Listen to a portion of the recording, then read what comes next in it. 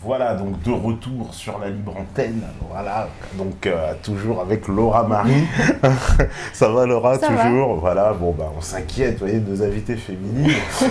Et on va reprendre, alors il y a plein de questions, plein de réactions. On est rentré dans le sujet, on va dire, hein, sur les pentes glissantes directes, piste noire, on a plongé, hein, puisqu'on a parlé on a fait le tour des races extraterrestres, des reptiliens, et autres sujets qui vous font réagir. On a vu sur le chat, évidemment, dans tous les sens.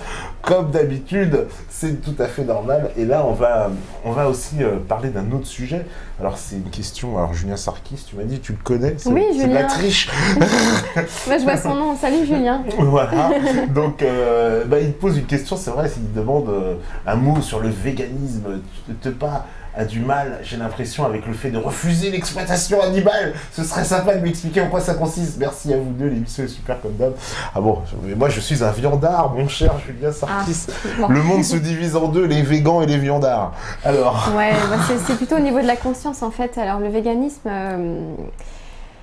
Alors, ce qui se passe, c'est que quand on devient conscient, en fait, on devient conscient de tout, en fait. La conscience, elle peut pas être que à certains moments de nos vies. Quand tu deviens conscient, que tu t'éveilles à plein de choses et que tu ressens, en fait, quand tu deviens conscient, tu deviens empathique, automatiquement. Comme tu disais, on est tous connectés, comme dans le film Transcendance avec Johnny Depp. En fait, c'est vrai qu'on est tous connectés sur un autre plan. Sauf qu'on l'a oublié, on a l'illusion de la séparation. On a l'impression que toi, tu étais pas, moi, je suis Laura Marie. Certes, dans cette vie-là, mais sur un autre plan, nos deux âmes, elles communiquent, etc. C'est pareil avec les animaux, en fait. Un animal, il a une âme aussi, il a une conscience.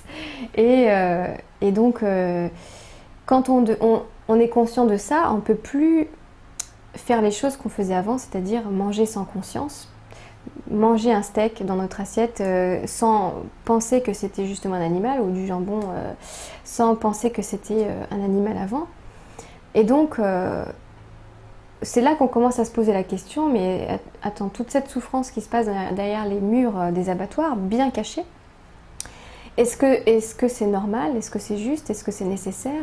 Est-ce que là, dans le monde dans lequel on vit, où on a de l'abondance dans la nourriture, en fruits et légumes, en tout ce qu'on veut, est-ce qu'on a besoin d'autant tuer des animaux et même d'en tuer tout court? Et le véganisme va au-delà de l'alimentation, puisque c'est également, est-ce qu'on a besoin d'exploiter les animaux, même dans les cirques, dans les aquariums, dans les delphinariums, etc. pour les dauphins? Est-ce qu'on a vraiment, avec la conscience qu'on a maintenant, est-ce qu'on a le droit de continuer à faire ça? Et donc, c'est vrai que beaucoup de gens le font alors, pour cette raison-là, c'est-à-dire qu'on réalise, on lève le voile également sur ce qui se passe dans les abattoirs, mais même avant l'abattoir, au moment de l'élevage.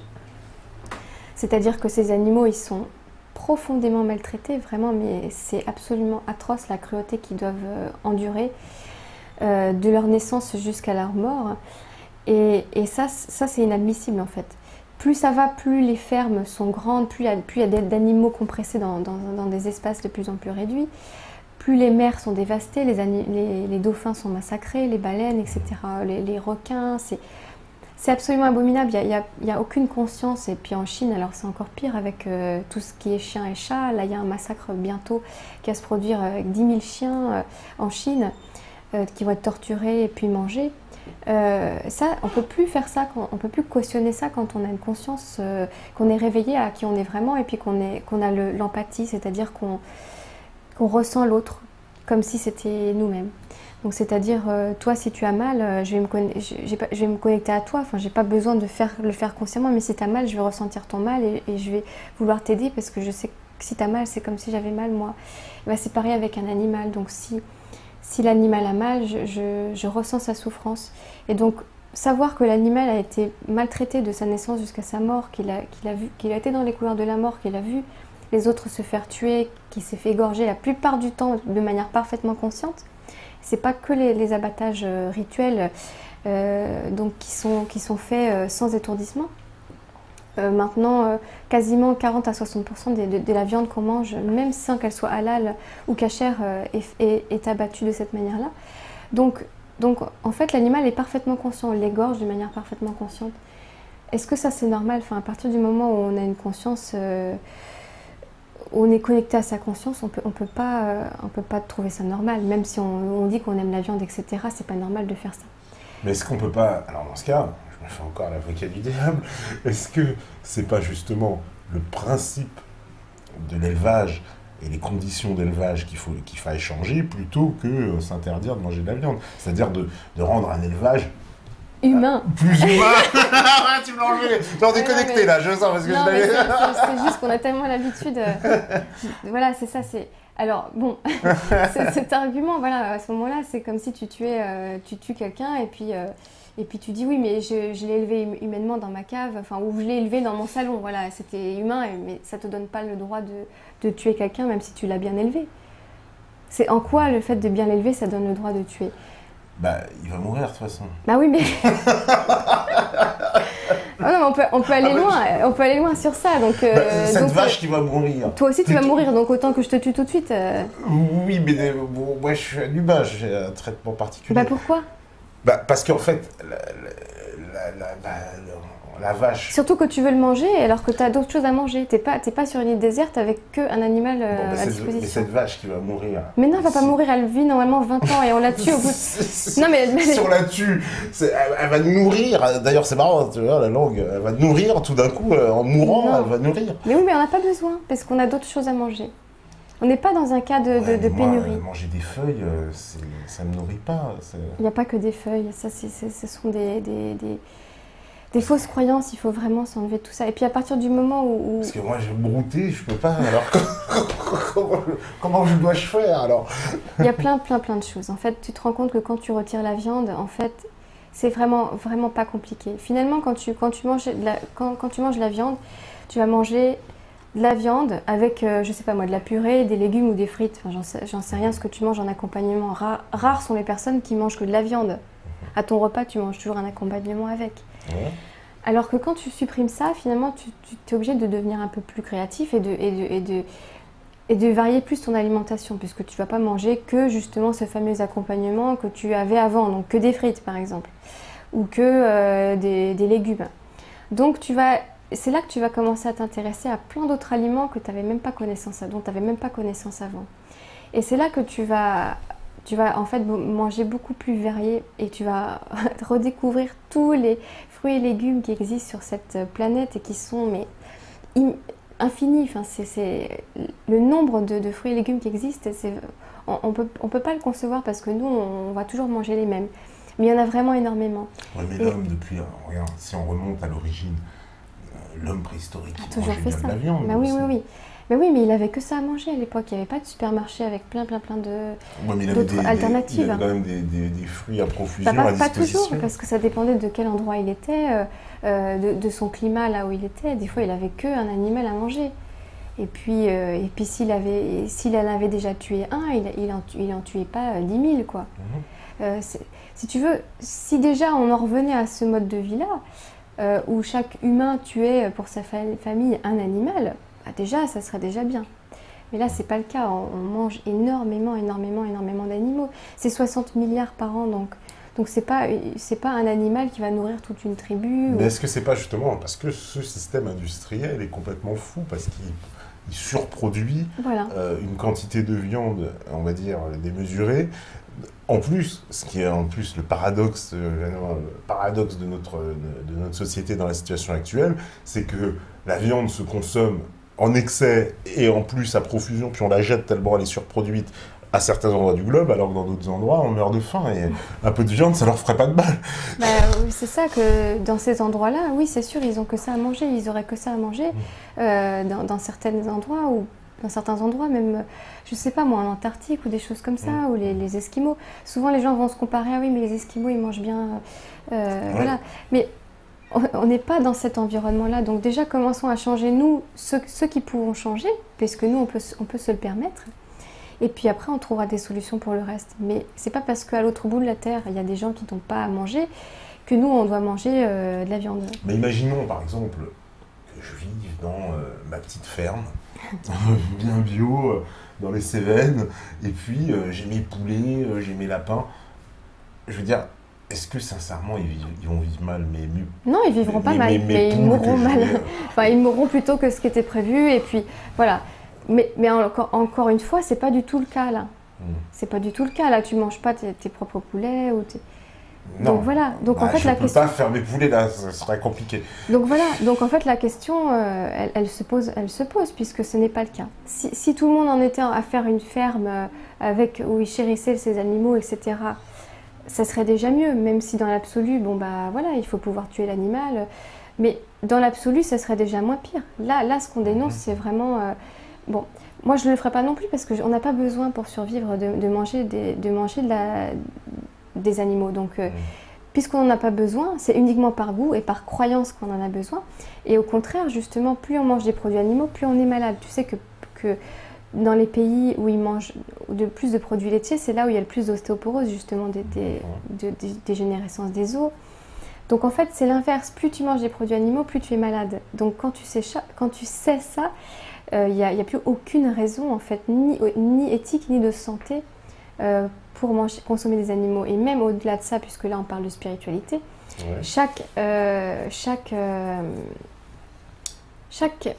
aliment a une vibration. Tu sais, chaque chose a une vibration, comme je disais, a une vibration, pardon.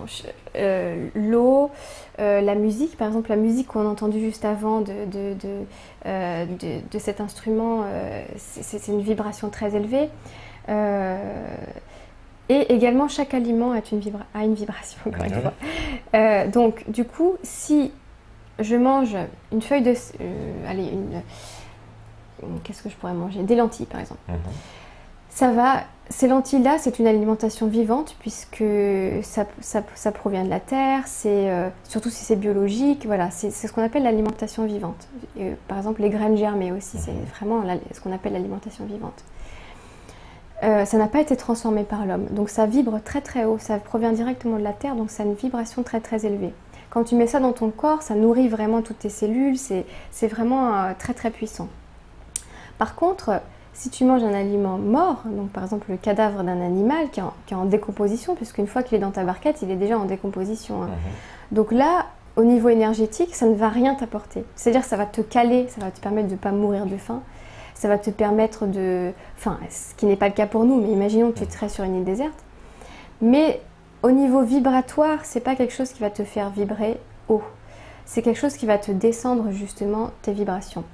Donc en fait, on peut tous se mesurer, et si je pouvais te mesurer, je pourrais te dire tu vibres à telle fréquence, moi je vibre à telle fréquence. On vibre tous à une certaine fréquence, un arbre ça vibre à une certaine fréquence, un animal à une certaine fréquence. Et à chaque fois que tu fais quelque chose, donc si je bois une certaine eau, si je mange un certain aliment, ma fréquence vibratoire va varier. Donc soit elle va augmenter, soit elle va diminuer. Et donc plus tu augmentes ta fréquence vibratoire, plus tu as justement accès à ces autres dimensions supérieures, plus ton ADN s'active, justement, ces fameux brins d'ADN. Plus tu diminues ta vibration avec des aliments, des substances, des drogues, de la cigarette, de l'alcool, les ondes électromagnétiques, moins tu as accès justement à ces dimensions-là. Donc en fait, quand tu comprends aussi en termes énergétiques que tout impacte ta vibration et que on est tous reliés, si tu manges un animal qui a été trucidé, qui a été maltraité, qui a souffert toute sa vie et qui a été égorgé vivant, en pleine conscience, saigné, vivant, encore parfaitement conscient, tu ne peux pas espérer avoir cette chair à l'intérieur de toi sans que ça n'impacte tous tes corps en fait. Tous tes corps. Et donc du coup, tu en subis les conséquences. Au-delà du plaisir qu'elle m'aura procuré à la consommer. Parce que, quand je vais consommer cette viande, imaginons une viande bien marinée, cuite au barbecue, qui va me faire saliver, l'intention que je vais donner à la manger va être... elle est effarée. Non, parce que je m'imagine, justement, si on fait ça avec un humain, oui, mais j'avais une bonne intention de te cuisiner avec une bonne sauce, c'était pas... Mon intention était bonne, donc ma vibration va augmenter. Bah oui. Non, tu sais, dans certaines tribus cannibales, justement, ils disent non mais c'est vrai, ils disent que justement il faut faire attention à qui on mange parce qu'on prend son âme. Ah oui, d'accord, oui. Donc tu vois, c'est déjà connu dans certaines civilisations. Tu peux pas penser que tu vas manger justement un animal et puis que quelque part ton âme ne va pas être connectée à la sienne sur un autre plan et que tu n'en subiras pas les conséquences. Alors ça veut dire quoi? Tous les jours, là, toute cette viande qu'on consomme, C'est tout ce catastrophique. bœuf, ces côtes de Ça porc. fait couler du sang et c'est fait justement pour maintenir l'humain dans ce sang qui coule, Oui, mais c'est très c'est occidental quand une même, forme parce de- qu'il y a d'autres pays, ils n'ont pas de viande. Je veux dire, enfin, ils ont moins de viande que nous, beaucoup moins même. Mais justement, et maintenant ils veulent copier ces pays, ils veulent copier les États-Unis, ils veulent copier l'Europe. Bah oui, parce que nous, on mange beaucoup de viande, bon voilà, en Voilà. Amérique aussi, mais c'est le propre des pays industrialisés. Je veux dire, dans les pays, dans d'autres pays, dans d'autres contrées, ils n'ont pas de viande, enfin beaucoup moins que nous à table. C'est pas Oui, tous et les jours. justement, on met ça sur un piédestal et on va dire que c'est les pays riches qui ont accès à ça, Ouais, que ouais, c'est un tout à certain fait, tout à statut. fait. Ah, si je peux manger de la viande, c'est que j'ai accès à un certain statut. Oui, tout à fait. Bah, la viande était quand même l'apanage du riche pendant Voilà, longtemps. voilà, Le pauvre ne mangeait pas de viande. Mais de tout temps, il y a eu déjà des philosophes qui ont parlé de ça, notamment Plutarque. Il y a eu beaucoup de grandes personnalités d'avant qui étaient végétariennes hein, et puis qui parlaient déjà de ça, même Einstein, mais ne sort pas Hitler. Ah, bah, on est connecté, c'est pas possible. Elle anticipe les questions. Non, mais j'allais Déjà, dire Hitler était végétarien. Mais non, mais ça, Comment déjà- elle devine de trucs? Je t'ai prévenu. Alors, Hitler, déjà, on n'a aucune confirmation qu'il était vraiment végétarien. Et ça ne veut pas dire que Hitler, s'il était végétarien, il ne faut pas être végétarien. Donc, Non, mais c'était ma question troll. Mais bon, si tu l'as deviné d'avant. Non, parce qu'on a l'habitude, en fait, dans ce domaine-là. Ah, C'est toujours les mêmes questions qui C'est reviennent. toujours les mêmes questions. Ouais. Non, mais je Il y a vois une ça, liste, en fait. On a toujours fait ça. Les hommes préhistoriques mangeaient de la viande. Hitler était végétarien. Et si on les tue humainement. Et tu m'as pas sorti, par contre, les plantes souffrent aussi. Ah non, bah tu vois, j'avais pas pensé à ça. Tu vois, je reste honnête intellectuellement, Voilà. je n'y avais pas pensé. Voilà, parce qu'il y en a beaucoup qui disent oui, mais les plantes souffrent aussi. D'accord. Mais c'est quoi, elles n'ont pas de conscience, les plantes? Bah, elles ont une autre forme de conscience, c'est-à-dire on peut pas comparer. Enfin, faut être. Elles veulent logique. se faire manger, quoi. C'est bon, mangez-moi, non mais c'est... Mangez-moi, mangez-moi. Ah mais c'est ça, les plantes. Non, les plantes, elles n'ont pas de système nerveux, donc c'est-à-dire on peut tout de suite voir la différence si on égorge un cochon et si on tord On arrache une un plante, brin c'est d'herbe. vrai, Voilà. c'est vrai. C'est pas du tout pareil. Donc en fait, les gens qui donnent, on en rigole, mais bon, encore une fois, c'est pas du tout un sujet drôle quand on sait ce qui se passe dans les abattoirs. Mais bon, ça sert à rien non plus d'avoir un ton hyper sérieux. Tout le temps, c'est vrai que moi, j'ai cette cause vraiment à cœur, beaucoup, parce que j'ai vu ce qui s'y passe, j'ai regardé les reportages et je me connecte aux animaux, donc je ressens vraiment leur souffrance. Ah bah on a reçu Gilles Lartigot ici. Voilà. Et aussi, ils en reparlent des abattoirs. Voilà, bon, c'est ça. Et de toute façon, toutes les personnes qui pensent ne pas être sensibles à ce sujet-là, honnêtement, si elles allaient dans un abattoir, c'est impossible que quelqu'un... Lui, c'est ce qu'il dit enfin, de son histoire. C'est à partir du moment où il était dans C'est un abattoir impossible. qu'il a arrêté de manger de la viande. Voilà. Il dit, en fait, au début, il allait visiter les abattoirs et il dit, c'est sûr, je suis revenu chez moi, j'ai arrêté de manger de la viande. C'est impossible. À partir du moment où tu as vu ça, tu ne peux plus voir les choses à la même Parce que c'est vrai que c'est pour ça. Alors là, je reprends ce que tu disais tout à l'heure, mais c'est vrai que c'est quelque chose, c'est un fait notoire, c'est que les abattoirs détestent la publicité et refusent absolument souvent les yeux extérieurs, j'ai envie de dire, n'ont pas envie qu'on sache trop ce qui s'y passe et n'ont pas, voilà, ils ne veulent pas donner de publicité, en tout cas, de leur activité, non, absolument bien sûr, pas. parce que là, personne n'accepterait de contribuer à ça, même ceux qui en rigolent et puis qui disent c'est pas possible que quelqu'un ne soit pas touché. Donc moi, j'ai par ça. besoin d'aller de faire un tour d'abattoir et ça va peut-être me soigner, c'est ça? Bah, c'est obligé que tu sois touché. Enfin, moi, je sens que tu as un cœur, tu es quelqu'un de sensible. Même si on peut faire semblant de ne pas être touché, on est obligé d'être touché une fois qu'on a vu ça. Bah, très sincèrement, bon voilà, les arguments, je les entends bien, effectivement, la souffrance animale. Alors c'est peut-être, après, justement, une forme, on va dire, de facilité, c'est que, voilà, moi, j'ai pas à tuer la bête. Elle arrive dans Bah, mon bien assiette, sûr. elle est sous forme de steak. J'ai pas vu la bête qu'on a saignée, j'ai pas vu, je l'ai pas entendu souffrir, etc. Et puis alors après, comme elle est là, tu te dis, bah de toute façon, vu qu'elle est déjà là, autant la manger plutôt que la mettre à la poubelle. Ah oui, ça c'est sûr. Tu vois, donc c'est un cercle vicieux. Ouais. Mais en plus, on est élevé aussi. Après, je veux Oui. dire, en Occident, on est élevé quand même avec la viande. Je veux dire, arrêter la viande, ça revient à arrêter de fumer pour moi. C'est pareil. Alors, c'est très Ah, tu fumes? Alors, j'ai arrêté. C'était plus facile et plus difficile Ouais. qu'on ne le croit. C'est un mélange. Mais c'est... Ouais, je veux dire, c'est difficile quand même. Bah, bien C'est un sûr, challenge. bah, c'est fait Et j'ai exprès. l'impression que la viande, bah, c'est pareil. C'est un challenge. En fait, ça dépend. Bah, c'est comme la cigarette. Certaines personnes arrivent à arrêter totalement. Je vérifie mon micro. Arrivent à totalement arrêter du jour au lendemain. Et la viande, c'est pareil. Il suffit d'avoir un éveil en fait sur ça, de vraiment de voir ce qui se passe pour. Moi, j'ai arrêté du jour au lendemain. Hein, donc, il y a un de la viande documentaire. avant, tu nous rassures. Ah bah oui, oui, oui, j'en mangeais avant. J'aimais la viande. Hein, j'aimais le goût. Hein, ça, il n'y a pas de souci avec ça. Hein, quand c'est bien cuisiné, etc. Comme tu disais, c'est normal, on est élevé avec ça. Mais une fois qu'on a vu ce qui se passe, et puis ça a été d'abord mon propre corps qui a refusé. Au bout d'un moment, j'arrivais plus du tout à manger et je me suis dit c'est bizarre, mon corps il le rejette. Et après j'ai fait des recherches. Et là j'ai vu en fait. Donc ça a d'abord été mon corps qui me l'a demandé. Et puis après j'ai eu des messages sur d'autres plans. Et puis voilà, donc ça s'est fait. Et puis justement ces fameux messages m'ont demandé d'en parler après à travers mon blog et puis d'en parler le plus largement possible puisque c'est quelque chose qui est vraiment trop grave. Donc il y a des gens qui agissent sur beaucoup de fronts, sur les animaux terrestres, et puis il y en a qui agissent pour les animaux marins, comme le capitaine Paul Watson, je ne sais pas si tu vois qui c'est.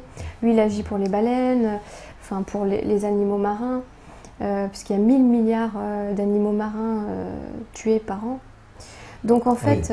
c'est du véritable massacre. C'est du massacre. On vit vraiment... on vide les océans. Et on sait que si on vide les océans, on se condamne en fait, puisque 80% de la vie est dans la mer. Ouais, bah, voilà, justement, on me demande si tu manges des choses cuites au four quand même. Oui, ça m'arrive. Ça m'arrive de manger des... Je ne suis pas crudivore ou frugivore. Voilà. Je mange quelques aliments cuits, mais principalement crus quand même. Mais alors, quand tu dis tu manges, alors aucun animal, donc tu manges ni poisson, ni... Non. Ni, je sais pas, des crevettes par exemple, des choses comme ça, ou des... Non, les œufs. Franchement, c'est quasiment... Imaginons que j'achète un gâteau, il y a des œufs dedans, ou alors, je suis invitée, il y en a... Si jamais je suis invitée ou qu'il y a des œufs dans quelque chose, je vais manger des œufs. Mais par contre, la viande, ça, je fais jamais d'exception. D'accord. Je peux pas, mon corps ne peut pas. Non, parce que les œufs, c'est quand même la base de toute la pâtisserie. Voilà, c'est ça. Donc ça, c'est beaucoup plus difficile. C'est possible. C'est voilà. les œufs quand même. C'est possible, mais après, je suis pas... L'important, c'est d'avoir la conscience et de le faire au maximum. C'est-à-dire, si tout le monde était déjà végétarien à 90% ou à 80%, ou même n'en manger qu'une fois par semaine, ça serait déjà énorme en fait. On n'a pas besoin d'être à 100%. Beaucoup de gens disent « Ah, mais je ne vais pas me lancer dedans parce qu'une fois qu'on est lancé, j'aurai plus jamais le droit d'en manger. » C'est faux. Si jamais un jour tu veux en remanger ou quoi que ce soit, t'es en ton âme et conscience, tu es en accord avec toi-même et tu le fais, eh bien vas-y. Mais il ne faut pas attendre d'être à 100% parfait avant de faire... De toute façon, ça s'applique dans tout dans la vie. Toi, tu penses que l'humanité végétarienne, c'est une humanité justement qui s'élève spirituellement? Oui, c'est l'avenir de l'humanité. On y va en fait vers... vers ça. De plus en plus de gens s'éveillent à ça et puis vont faire leur propre culture, on va vers une agriculture justement plus respectueuse de l'environnement, biologique, végétarienne. Et on est en parfaite santé quand on ne mange pas d'animaux. Donc non seulement on ne fait pas du mal aux animaux, et puis en plus on est en meilleure santé, on est plus connecté spirituellement, donc c'est extraordinaire. C'est tout bénef. On n'a pas plus faim Non, mais non. Ça, ce sont des croyances. Ouais, parce que moi, je sais pas, moi, la salade... Mais c'est pas que la salade. Ça nourrit pas son âme. C'est pas que la salade, il y a tellement de choses à manger, c'est extraordinaire tout ce qu'on peut manger. Renseigne-toi sur les tapes cuisine végane, tu verras, mais c'est extraordinaire. Honnêtement, j'ai jamais aussi bien mangé que depuis que je mange comme ça. que Ouais, depuis il y je a mange des plus végans d'animaux. autour de moi, j'invente des plats végans, mais bon. Mais vraiment, hein, je dis ça vraiment honnêtement, je n'ai jamais aussi bien mangé que maintenant. Parce que finalement, quand on mange de la viande, on mange toujours la même chose. On mange toujours son steak avec son accompagnement. Et en fait, quand il n'y a plus ça, on est obligé de trouver d'autres choses. Et c'est là qu'on s'ouvre à la vraie alimentation. On retrouve le goût des vrais aliments. On retrouve le goût des fruits, des légumes, des choses qu'on n'avait pas du tout, qu'on avait oubliées, puisqu'on avait un mauvais exemple, parce qu'à la cantine, c'est des fruits et des légumes, enfin surtout des légumes, tu sais, surgelés. Et nos parents n'avaient pas forcément le temps de nous faire des vrais légumes biologiques, etc., bien cuisinés. Donc on reste sur une mauvaise idée de la salade et des légumes, mais je suis totalement d'accord, ça dégoûte souvent quand on pense aux légumes, mais parce que c'est des légumes de notre enfance qui n'ont pas été préparés d'une manière... Moi j'aime les légumes et je me dis, il y a faut pas que une ça. bassine de légumes quoi, pour me combler. Quoi. Ouais, mais après, tu as des féculents, enfin, tu as des pommes de terre, tu as des lentilles, tu as des pois chiches, Voilà, les t'as lentilles, plein de je les aime choses. bien avec des petits lardons. Ouais, c'est pas des lardons, c'est des bouts d'un animal trucidé. Ah, tu vois, tu détruis le rêve là. Mais c'est la vérité, c'est la vérité. C'est un bout d'un animal. C'est vrai. Il faut le voir comme ça dans ton assiette. Il était vivant quelques jours avant. Oui. Quelques jours avant. Quelques jours, oui, c'est vrai que ça met quoi, une semaine. Ah, c'est 3-4 jours, quoi. 3-4 Donc, jours. quand tu te dis ça, tu te dis, voilà, juste pour quelques minutes de plaisir pour toi. Tu lui as retiré toute sa vie à lui. Toi, c'est que quelques minutes, mais lui, c'est toute sa vie entière. Oui, ouais, mais pas que pour moi, pour plein de gens. On va le manger à plein, le cochon. Ah ouais, mais bon. C'est que tu le manges à plein ou tu l'as quand même retiré toute sa vie. Alors que ces personnes-là n'avaient pas besoin, ils auraient pu manger autre chose. Mais qu'est-ce qu'il en ressort pour moi, on va dire, d'un point de vue vibratoire. Là, je mange cet animal. Alors justement, tu vas voir que moi, ce qui s'est passé, c'est que dès que j'ai supprimé les animaux, moi, ils m'ont dit, de toute façon, c'est ta dernière étape avant de te reconnecter vraiment à qui tu es vraiment, à pouvoir accéder à d'autres plans de conscience. Donc du coup, ça s'est fait naturellement. Là, j'ai arrêté de manger des animaux et mes perceptions, ma clarté, tout est devenu beaucoup plus clair, ma connexion avec moi, avec les autres, avec justement les animaux. En fait, quand tu t'enlèves toute cette souffrance à l'intérieur de toi, tu es beaucoup plus en paix avec toi-même. Et tu as beaucoup plus de clarté. Et tu vibres beaucoup plus haut, donc tu as des idées, tu as moins d'idées, de pensées négatives. Tout est amélioré en fait en toi et ta santé et ta connexion encore une fois avec les autres. Et donc ça t'apporte en fait déjà une paix avec toi-même, parce que tu sais que ton mode de vie n'a causé la mort de personne, ne cause la mort de personne en fait. Et puis un bien-être, justement, parce que quand tu vibres haut, tu as beaucoup plus d'énergie, et puis tu es, parce que ça plombe la viande. Hein. Tu sais, une fois que tu manges de la viande, tu es plombé, hein, c'est le cas de le dire, c'est un aliment tellement lourd que tu es vraiment plombé. Et puis c'est pas bon pour les artères, c'est pas bon pour plein de choses dans ton organisme. Donc quand tu supprimes ça, tu te supprimes déjà la plupart des problèmes de santé. Tu prends le top 10 des aliments, des maladies, elles sont toutes dues à la consommation des produits animaux. Ou du gluten, ou des farines raffinées.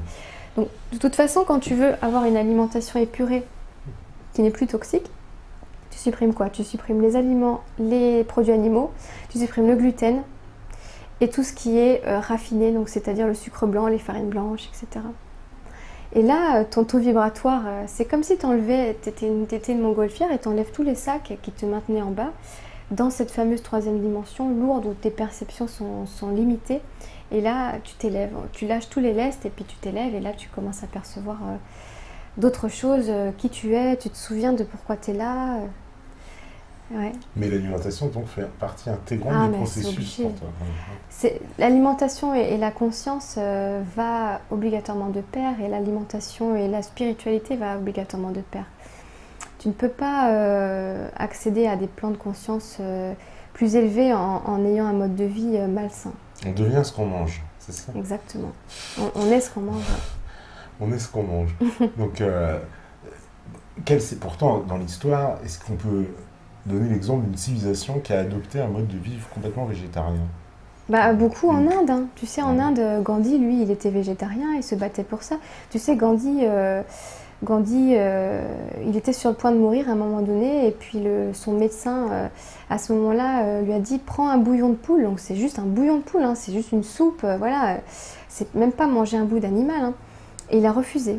Et le médecin lui a dit « Si tu bois pas ce bouillon de poule, tu vas mourir, tu sais que tu vas mourir ».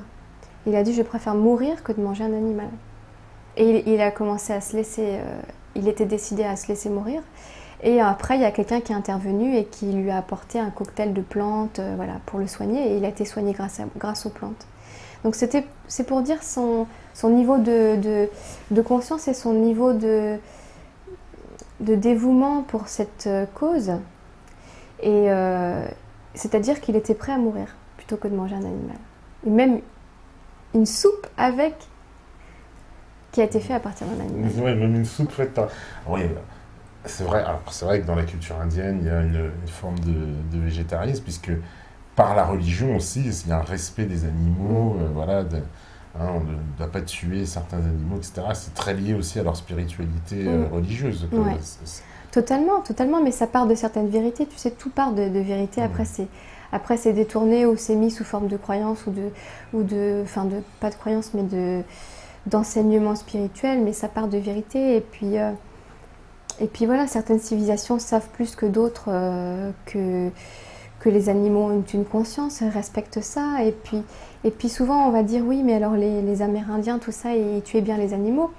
Oui, ils les tuaient, mais encore une fois, ça, ils respectaient ce que tu disais tout à l'heure, au moins ils les tuaient de manière respectueuse, c'est-à-dire en ayant conscience qu'ils lui retirent la vie, en faisant une prière pour lui, et en ayant vraiment conscience de ce qu'ils font, du sacrifice qu'ils font, et parce qu'ils n'ont pas le choix que de le manger. Parce qu'ils n'avaient pas encore une fois de supermarché rempli de plein d'alternatives. Mais avec une profonde douleur et comme un cérémonial d'avoir à faire ça. Tu vois, c'est quelque chose de... Ils avaient conscience que c'est quelque chose qu'ils auraient préféré éviter, mais qu'ils sont obligés. C'est comme dans le film Avatar, tu vois. Quand on voit quand elle tue l'animal. Alors que nous, c'est à la chaîne, c'est je sais plus combien de cochons, de vaches à l'heure, quoi. C'est abominable, il n'y a aucun respect. Et les gens qui travaillent dans les abattoirs, ils sont obligés de boire, d'être sous un certain taux d'alcool pour arriver à faire ça. Mais bien sûr, la plupart des gens dans les abattoirs sont alcooliques. Ils sont alcooliques, alors là tu nous donnes un scoop, je savais pas. Ah mais oui, il y a plein de témoignages sur YouTube d'anciennes personnes, ils ne peuvent pas le faire et ils ne restent jamais longtemps dans à cause de la pression psychologique. Ah non mais attends, ils ont le sang qui coule ils ont le sang jusqu'au genou, toute la journée. Ils baignent dans le sang, ils égorgent des animaux en permanence. Tu peux pas être normal et arriver à faire ça. Mais attends, mais c'est abominable. C'est abominable. Donc ils sont obligés d'être bourrés, je vais le dire honnêtement. Parce que sinon ils peuvent pas. Écoute, ça me donne des scoops. Alors il y a plein de questions évidemment. On me demande, c'est vrai, dans la faune nature, un prédateur se nourrit d'un autre individu et en plus d'instinct, il l'abat généralement sans douleur, soit par évanouissement, soit par un bris instantané de cervicale sans souffrance. Qu'est-ce que cela vous inspire? Alors déjà, ce sont comme on dit des prédateurs. Nous, ce n'est pas notre cas. On n'est pas. On est un peu des prédateurs. Oui, mais c'est pas. Non. C'est parce qu'on n'est pas conscient. Mais quand un humain conscient, il n'a pas envie d'aller faire du mal à un autre conscient. Un autre animal, pardon. Un autre humain. Je vais y arriver parce que je lis les questions en même temps. Donc ça, c'est le propre du prédateur. Et en plus, ce n'est pas le cas de tous les animaux. Il y a plein d'animaux qui vont pas sauter sur les autres animaux, qui sont végétariens. Herbivores, on appelle ça pour les animaux. Donc, et en l'occurrence, il y avait des grands dinosaures qui étaient végétariens, enfin herbivores. Oui, tout à fait. Donc pourtant, ils ont une énorme masse musculaire, donc ça n'a rien à voir. Ils se nourrissaient pourtant que de plantes. Donc, ces animaux-là, ce sont des animaux, déjà. C'est-à-dire qu'eux, ils n'ont pas de supermarché, ils n'ont pas la possibilité de se cuisiner des plats comme nous, avec leurs mains, etc. On ne peut pas comparer dans ce sens-là que l'animal, cet animal-là en question, le prédateur, il est vraiment physiologiquement carnivore. Donc lui, il a vraiment un système digestif prévu pour manger uniquement de la viande. Si tu lui donnes d'autres aliments, il ne peut pas survivre. C'est différent. Alors que nous, on est capable, attention, on est capable, omnivore, ça veut dire on est capable de digérer tout. Mais si on est capable de digérer tout, ça ne veut pas dire qu'on est obligé de manger justement tout. Tu comprends? Oui. Mais qu'est-ce qui s'est passé à un moment alors pour qu'on mange de la viande, si on n'est pas fait pour en manger? Ça fait partie de notre évolution à un moment donné, puisqu'il n'y avait que ça et c'était la survie. Et que maintenant on doit passer à autre chose. Maintenant on se rend compte qu'en fait là on n'en a plus besoin. Ça nous a permis d'évoluer à un moment donné, mais maintenant on n'en a plus besoin. On est suffisamment conscient, intelligent et capable de créer plein de choses avec les produits de la nature pour se faire des plats vraiment de fous, de créer des créations vraiment absolument extraordinaires, d'inventer des nouvelles saveurs. Ou même, pour ceux qui aiment la viande, on peut recréer de la fausse viande, entre guillemets, sans avoir à tuer un animal. Ça, c'est vraiment l'évolution. Tu imagines une humanité consciente comme ça qui crée des plats de fous avec de la variété, mais sans avoir tué qui que ce soit. Mais c'est ça la véritable évolution, c'est extraordinaire. Enfin, moi, ça me réjouit parce que je sais que c'est vers là qu'on va.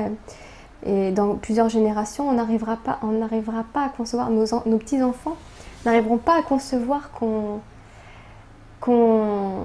ait pu faire ça à un moment donné, tu sais, comme quand traiteront de barbares, enfin. Ah mais totalement, totalement. Des espèces d'hommes des cavernes, un peu. Mais totalement, mais vraiment. Hein. Tu dis ça en rigolant, mais vraiment. C'est-à-dire qu'ils diront, mais vous saviez ça et vous le faisiez quand même. C'est surtout ça qu'ils vont nous reprocher. Parce qu'on le sait, là, tout le monde sait ce qui se passe dans l'abattoir. C'est-à-dire que personne ne pense que c'est Disneyland. Hein. Au fond de nous, on le sait, mais on essaie de mettre la tête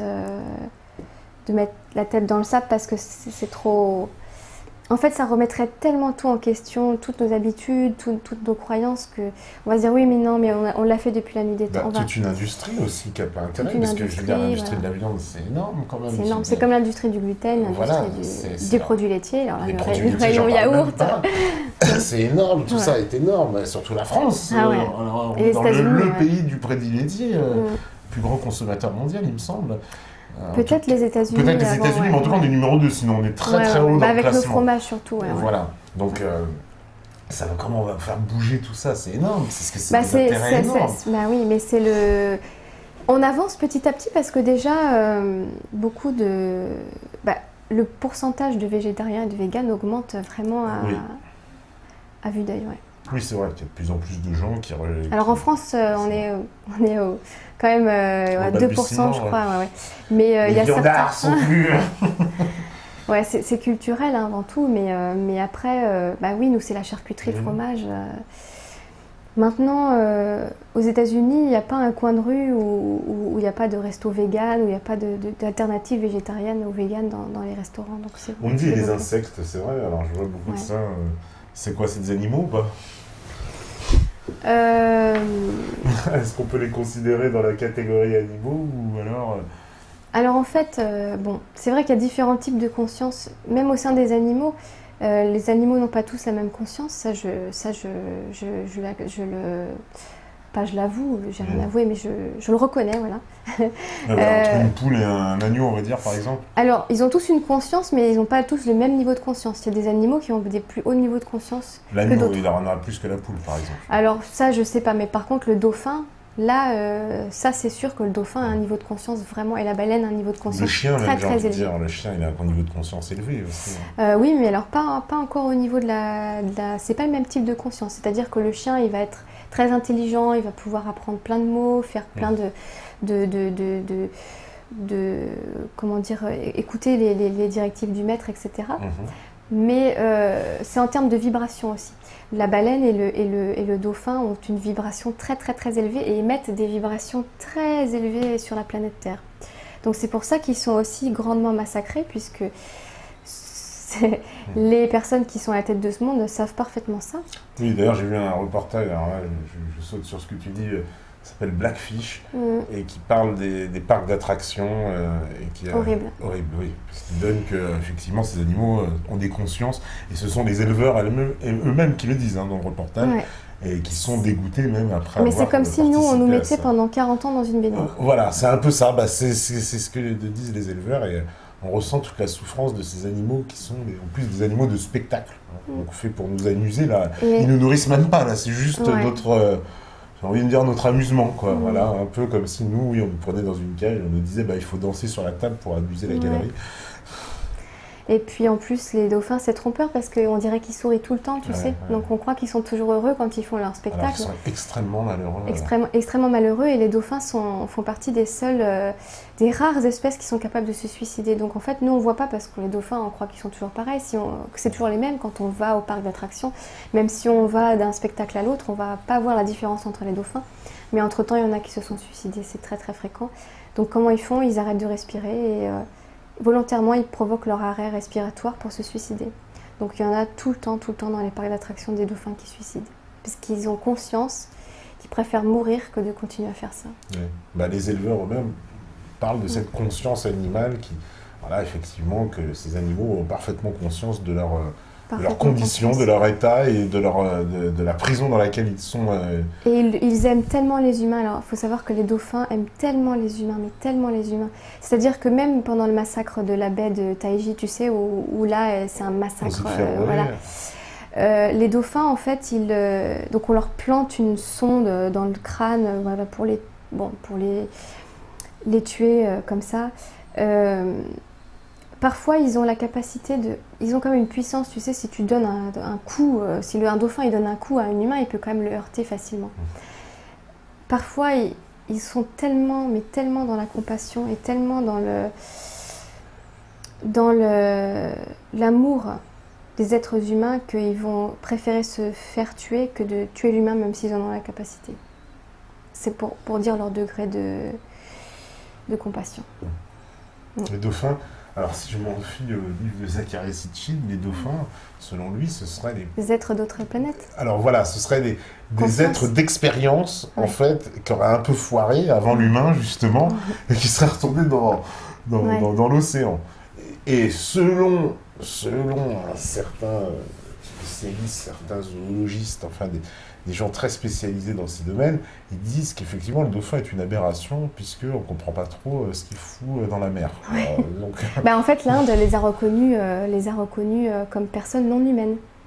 Là, ils ont le statut maintenant de personnes non humaines. On les considère comme des personnes. En Inde? Ouais, ça y est. Donc ça va se propager, mais on évolue à très très grande vitesse. Il y a de plus en plus d'associations qui se battent pour ces sujets-là. Il y a de plus en plus de personnes conscientes. Ça grandit à très très grande vitesse.